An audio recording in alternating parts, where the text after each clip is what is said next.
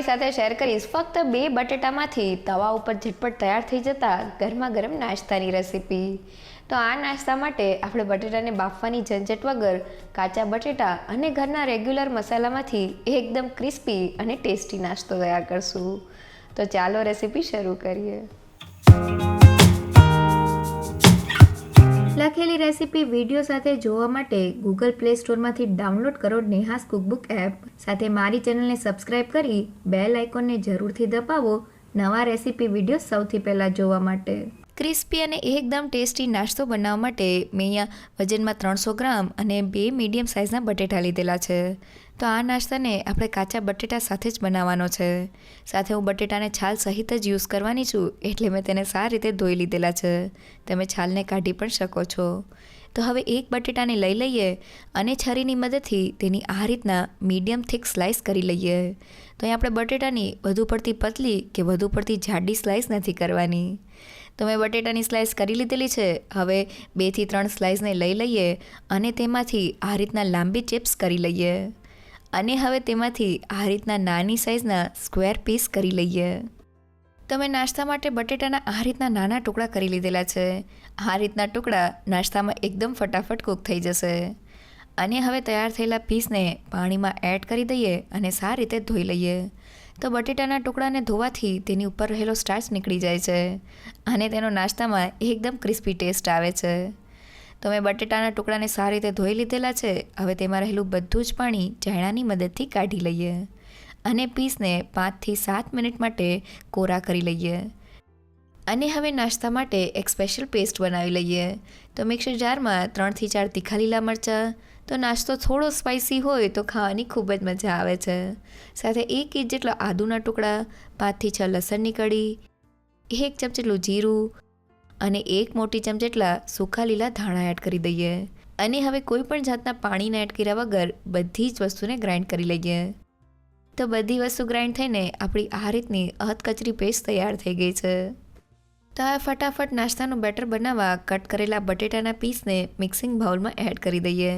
સાથે ગ્રાઇન્ડ કરેલી આદુ મરચાં અને લસણની પેસ્ટ અને મેં અહીંયા 1 કપ અને 2 મીડિયમ સાઇઝની ડુંગળીને લાંબી સ્લાઇસમાં કટ કરી લીધેલી છે। સાથે અડધા કપ જેટલા કોથમીના પાન એડ કરી દઈએ અને 2 મોટી ચમચી જેટલા સફેદ તલ એડ કરી દઈએ। તો તલનો નટી સ્વાદ નાસ્તામાં એકદમ સરસ લાગે છે। અને મસાલામાં અડધી ચમચી જેટલો હળદર પાવડર, સ્વાદ પ્રમાણે મીઠું, 1 પિંચ જેટલી હિંગ, 1 ચમચી જેટલા અજમાને હાથેથી ક્રશ કરીને એડ કરી દઈએ। તો નાસ્તામાં થોડી હિંગ અને અજમો એડ કરવાથી તે પચવામાં હળવો રહે છે। સાથે 1 ચમચી જેટલું લાલ મરચું પાવડર અને નાસ્તાને ચટપટો સ્વાદ દેવા માટે 1 ચમચી જેટલો આમચૂર પાવડર એડ કરી દઈએ। તમે તેની જગ્યાએ ચાટ મસાલા પાવડરનો ઉપયોગ પણ કરી શકો છો। સાથે 1 ચમચી જેટલો શેકેલા જીરાનો પાવડર અને અડધી ચમચી જેટલો કાળા મરીનો પાવડર એડ કરી દઈએ। અને હવે બધા જ મસાલાને બટેટામાં સારી રીતે મિક્સ કરી લઈએ। તો મસાલાને આ રીતના હાથેથી મિક્સ કરવાથી તે બટેટા અને ડુંગળીમાં એકદમ સારી રીતે ભળી જાય છે। સાથે મસાલાના કોન્ટેક્ટમાં આવવાથી બટેટા અને ડુંગળીમાંથી થોડું પાણી રિલીઝ થઈ જાય છે। તો મેં મસાલાને એકદમ સારી રીતે બટેટા સાથે મિક્સ કરી લીધેલા છે। તો હવે નાસ્તાનું બેટર બનાવવા માટે મેં અહીંયા 2 મોટી ચમચી જેટલો ચોખાનો લોટ લીધેલો છે। તો બેટરમાં થોડો ચોખાનો લોટ એડ કરવાથી નાસ્તો ક્રિસ્પી બને છે। તમે તેની જગ્યાએ કોર્નફ્લોરનો ઉપયોગ પણ કરી શકો છો। સાથે મેં અહીંયા 1 વાટકી જેટલો ચણાનો લોટ લીધેલો છે। તો હવે લોટને થોડો એડ કરતા જઈને બટેટા સાથે સારી રીતે કોટ કરી લઈએ। તો નાસ્તામાં ચણાના લોટને એડ કરતી વખતે આપણે તેને એકસાથે વધુ પડતો એડ નથી કરવાનો। બસ આ રીતના થોડો નાખતા જવાનો છે અને તેનાથી બટેટાને કોટ કરતું જવાનું છે। તો બધા જ બટેટા બેસનથી સારી રીતે કોટ થઈ ગયા છે અને આ રીતનું કોટિંગ આપવા માટે મારે 1 કપ જેટલા ચણાના લોટની જરૂર પડેલી છે। તો હવે કોટિંગ સાથે બટેટા એકદમ સારી રીતે સ્ટીક થઈ જાય તેના માટે તેની ઉપર થોડું પાણી સ્પ્રિંકલ કરી લઈએ। તો અહીં આપણે પાણીને વધુ પડતું એડ નથી કરવાનું।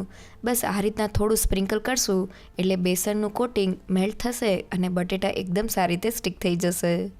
તો મેં લગભગ 2 TBSP જેટલું પાણી સ્પ્રિંકલ કરીને આ રીતનું બેટર તૈયાર કરી લીધેલું છે, જે હાથમાં સારી રીતે બાઇન્ડ થાય છે।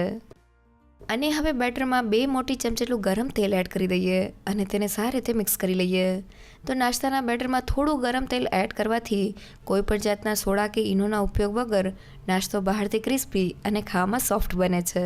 તો હવે તૈયાર થયેલા બેટરમાંથી ફટાફટ નાસ્તાની ટિક્કી બનાવવા માટે મેં અહીંયા હાથને થોડા તેલવાળા કરી લીધેલા છે. હવે થોડું મિક્સર હાથમાં લઈને તેનો આ રીતના બોલ બનાવી લઈએ અને હવે તેને હાથેથી થોડું થાપીને ટિક્કીનો શેપ આપી દઈએ. હવે તેને ફટાફટ કૂક કરવા માટે મેં અહીંયા રેગ્યુલર તવા ઉપર થોડું તેલ એડ કરી દીધેલું છે. તો આ રીતના તવા ઉપર આપણો નાસ્તો એકદમ ફટાફટ કૂક થઈ જાય છે. અહીંયા મારી પાસે મોટી સાઇઝનો તવો છે, તમે ઘરમાં રોટલી કરવાનો તવો વાપરી શકો છો. તો તવા ઉપર તેલ એકદમ સારી રીતે ગરમ થઈ ગયું છે. હવે હાથની મદદથી ટિક્કીને આ રીતના તેલમાં રાખી દઈએ. સાથે ટિક્કીને રાખતી વખતે આપણે તેને થોડી પ્રેસ કરવાની છે, જેથી તે થોડી પતલી થાય અને બંને બાજુથી એકદમ ક્રિસ્પી તૈયાર થાય. તો મેં આ બધી જ ટિક્કીને તેલમાં એડ કરી દીધેલી છે. આપણે શરૂઆતમાં તેને પલટાની ઉતાળ નથી કરવાની. સાથે આપણે ગેસની ફ્લેમ મીડિયમ રાખવાની છે, જેથી તે એકદમ સારી રીતે ક્રિસ્પી થાય. આપણે વધુ પડતી હાઈ ગેસની ફ્લેમ રાખશું તો તે બહારથી તો બ્રાઉન થઈ જશે પણ અંદરથી પોચી રહેશે. તો લગભગ 5 મિનિટ જેવું થઈ ગયું છે.